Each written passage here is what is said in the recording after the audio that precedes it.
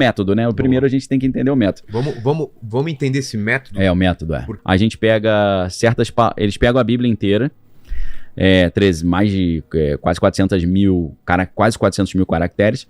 Você tira os espaços, né? E a pontuação deixa puramente as letras. A Bíblia vira só as letras. Não pode ter espaço, não pode ter vírgula, não pode ter ponto, não pode ter nada. É claro, em hebraico o original não tem essa pontuação.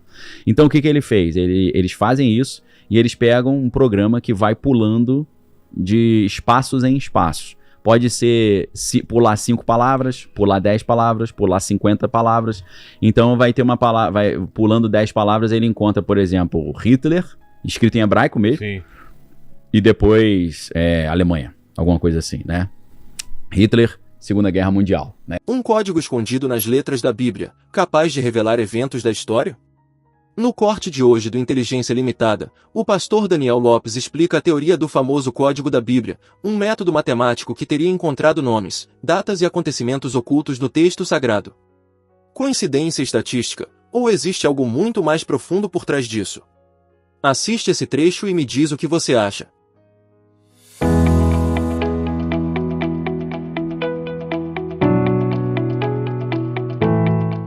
Cara, as composições de cena, primeiro plano, segundo plano, terceiro plano, do Cidadão Kane são inacreditáveis. É sensacional, cara. O cara revolucionou mesmo. É sensacional, é um absurdo. Aí tá no contra-plongé, né? Aí tá de cima pra baixo. Plongé é mergulho em francês, né? É por isso? Por isso. É mergulho contra mergulho, né? Plongé. O Homer, a gente pediu um contra plongé, ele mandou... Pedimos plongé, ele mandou o contra, né? Ele é do contra, cara. Ele é do contra ali. Ele tá muito... Como é que é? Mocorongo. E o Orson Welles, a gente vai voltar pro tema, mas Sim, o Orson Welles, ele é uma figura extremamente importante, né? Tem a Guerra dos Mundos, aquela história que ele narrou... A história na rádio, né? Ele narrou... Teve gente que morreu, né? Teve gente que acreditou que realmente o mundo estava sendo invadido por alienígena. Eu não entendo essa história de o mundo vai acabar, o cara vai lá e tira a vida. Vida. Você fala, vai demorar o que, mais 5 minutos? Pois é. É igual aquele filme Melancolia, né? Que acho que é do Lars von Trier. Nossa, esse filme é bem triste, É triste, né? Mas é interessante também. É um cometa ou é um planeta que tá chegando perto? Eu não lembro, mas é um... Eu sei que é alguma coisa que tá algum objeto se aproximando da Terra, vai alterar toda... vai acabar com o planeta, né? Mas esse filme eu recomendo realmente todo mundo assistir. Isso. Cidadão Kane. É um filme difícil pra quem tá acostumado hoje em dia com TikTok, né? Mas vamos dar uma dica. Tem muita gente hoje que fala, eu gosto muito de cinema, eu entendo de cinema. Estuda isso aí. Claro. Estuda isso aí. Não dá pra você É igual você falar, eu toco guitarra, você não sabe quem é Steve Vai, por exemplo, é Ed Van Halen. Pois é. Pega mal, né? Você sabe que eu fui quando existia CD, fui numa loja comprar um CD do Joey Satriani. Sim. Eu pedi pro cara Joey Satriani, sabe o que ele me trouxe? Jé e Adriane. Eu falei, tá certo. Obrigado. Assim, errou por pouco, né? Joey Satriani. 2 continentes de diferença, né? É o doce Olha lá, o buraco. Ah, cara, eu não tinha visto isso. Esse filme... Olha o tamanho da câmera, o rolo ficava lá em cima, né? E, cara, isso é caro, né? Rodando, cada minuto lá tá queimando o filme. Do filme e o estúdio também, né? O aluguel do estúdio. Ele novinho, cara. Cara, isso aí é um estudo que dá pra ficar anos, né? Só esse filme, não é por outro motivo que virou considerado o maior filme de todos os tempos, né? Ele tem essa pecha de maior filme de todos os tempos, tem. Pois é, então vamos voltar. Voltando lá, né? Então o Michael Drosnin era um jornalista, né, bem sério, qualificado e tal.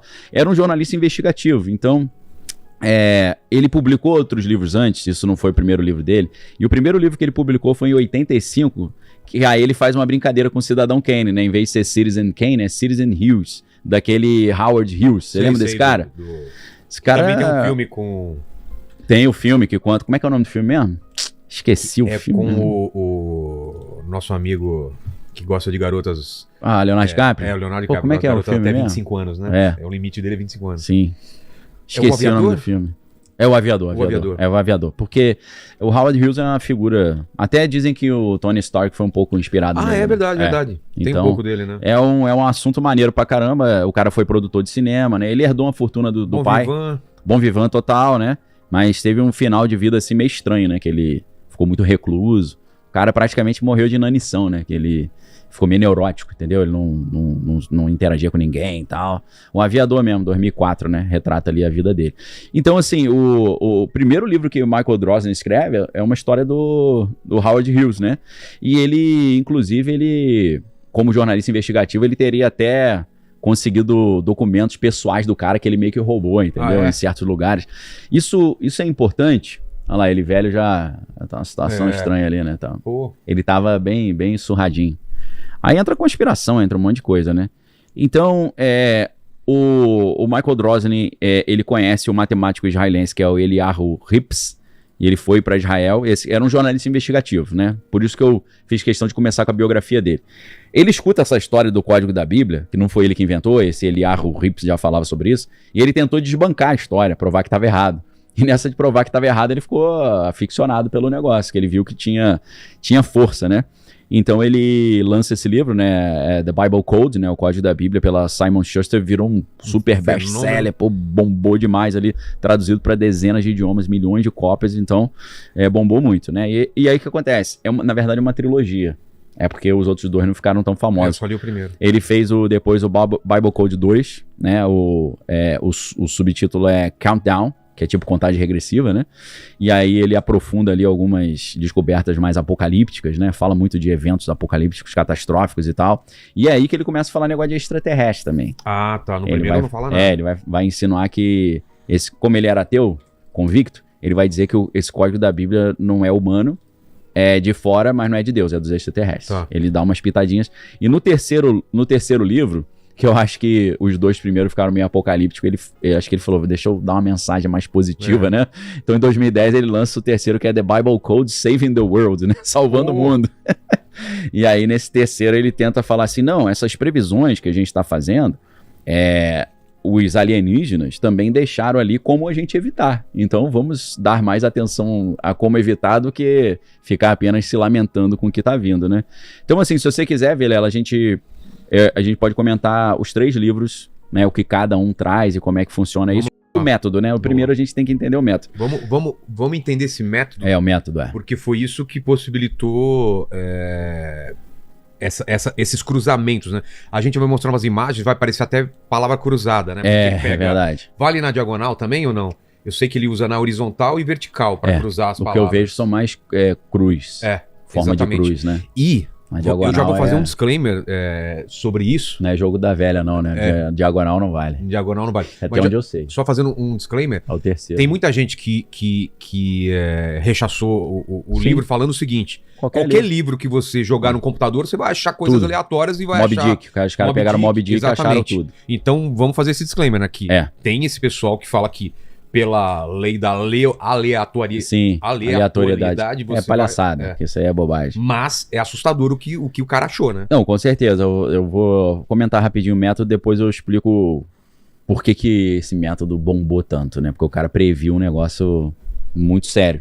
Então, assim, o primeiro livro, obviamente, foi o que ganhou a fama. Os dois outros não foram tão famosos. Inclusive, o terceiro foi publicado, assim, por uma editora menor, quase que independente, né? Então ele conta como ele se envolveu com a pesquisa do Eliyahu Rips, que é esse matemático israelense, e outros matemáticos israelenses, né, que publicaram ali um artigo em 1994. Lembrando que o livro original em inglês é de 1997, tá? Então, cara, 3 anos antes, ele conheceu esse método, que já existia, de matemáticos israelenses, né? E esse método se chama ELS, que é uma pesquisa estatística, né? O S é de estatístico. Então eles vão fazendo essas ideias assim. A gente pega eles pegam a Bíblia inteira, mais de quase 400 mil caracteres. Você tira os espaços, né? E a pontuação deixa puramente as letras. A Bíblia vira só as letras. Não pode ter espaço, não pode ter vírgula, não pode ter ponto, não pode ter nada. É claro, em hebraico o original não tem essa pontuação.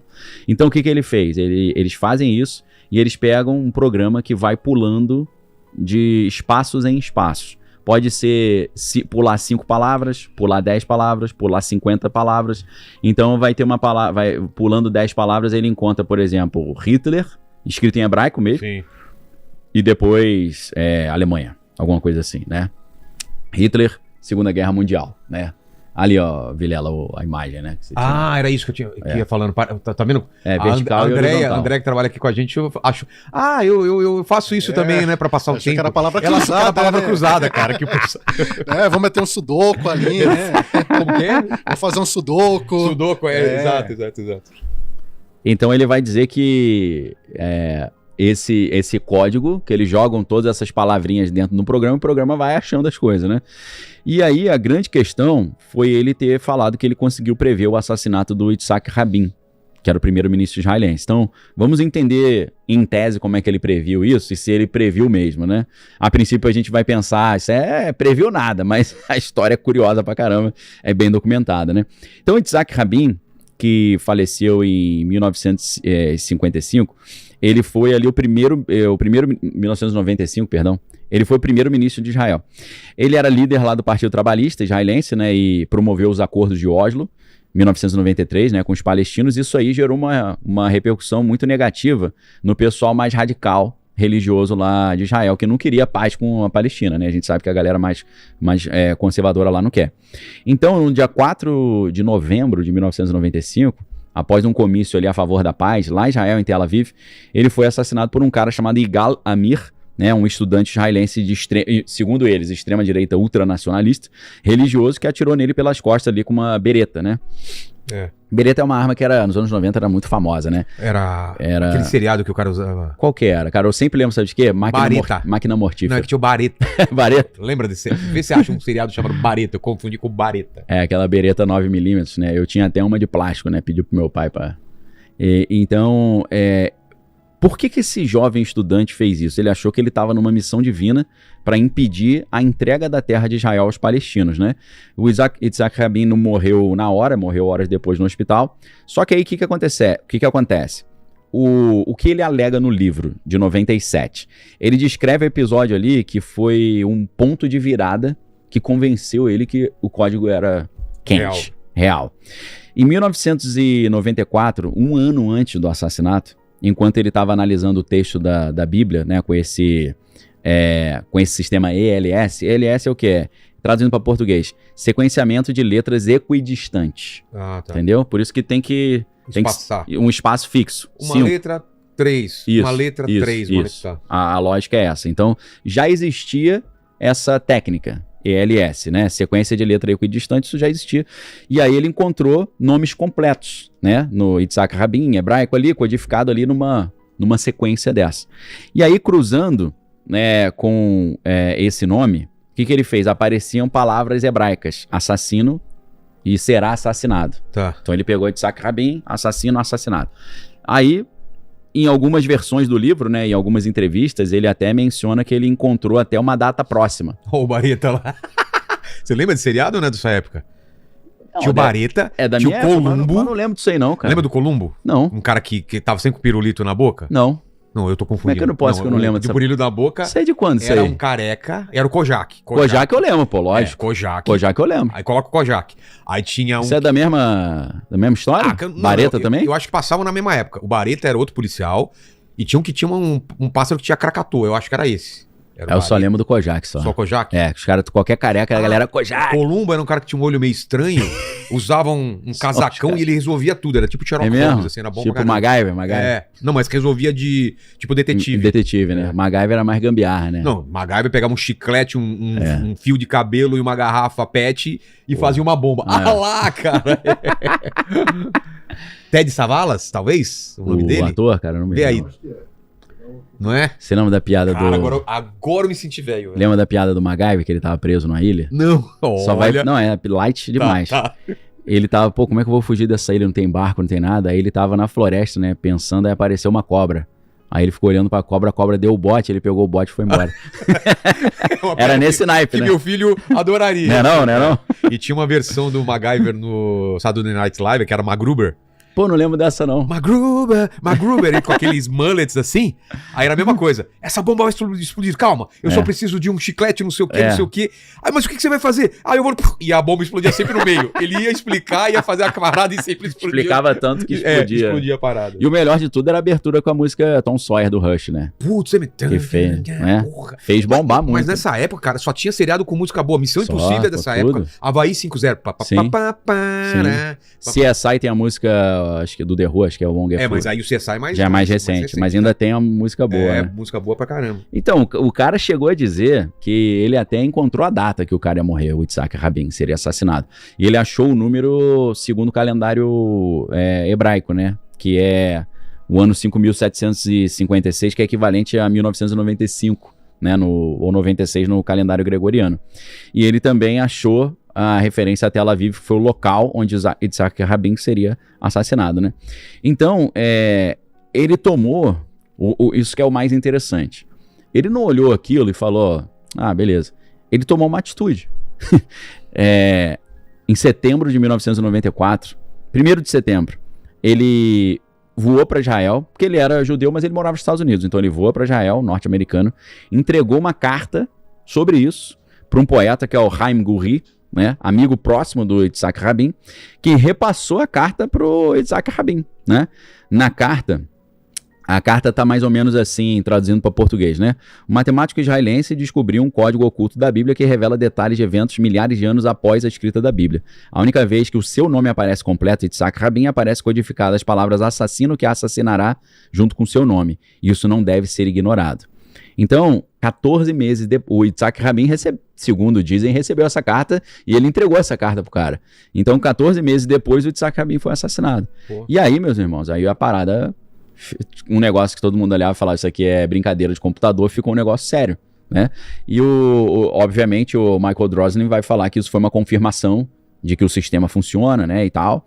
E ele ganha ali essa certeza, né, que o negócio é quente, que é bom, que funciona, e aí então depois disso ele escreve o livro. Ele escreve o livro depois desse caso, né, porque o livro é de 97 e Yitzhak Rabin foi assassinado em 95. No fim das contas, a grande pergunta continua aberta. Estamos diante de coincidências estatísticas, ou de algo que ainda não conseguimos explicar?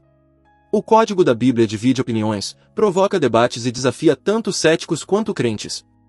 E talvez o mais interessante não seja apenas se funciona ou não, mas porque esse assunto continua despertando tanta curiosidade no mundo inteiro. Se esse corte te fez pensar, já deixa seu comentário. Você acha que é apenas matemática, ou existe algo além? Nos vemos no próximo vídeo.